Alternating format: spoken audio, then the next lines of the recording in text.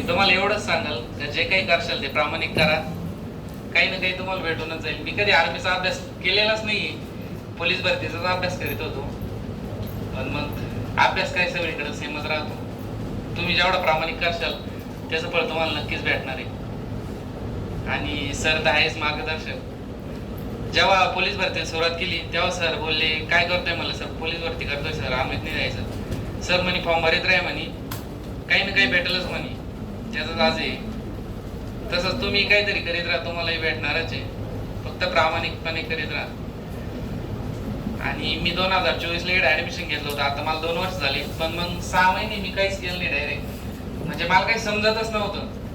मी यायचो कधी निघून जायचो, काही सरलंही बोलायचं पण मला कळतच नव्हते काही. आणि काय मग नंतर चांगले मित्र भेटले, संगत चांगली भेटली, अभ्यास केला, भरपूर अभ्यास केला. म्हणजे मी अभ्यास शिवाय दुसरं काहीच केलं नाही एवढं. भरपूर अभ्यास केला, म्हणजे ग्राउंड मध्ये कच्चा होत, मग सरांनी करून घेतलं आणि झालो मग शेवटी.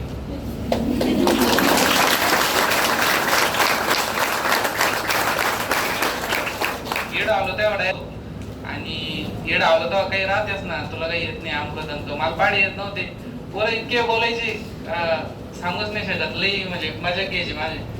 पण मग मी करून दाखवलं, म्हणजे बोलायला तर नाही पाहिजे पण काही पोरांनी काहीच केलं नाही, पण मी त्यांच्या पुढे लई निघून गेलो.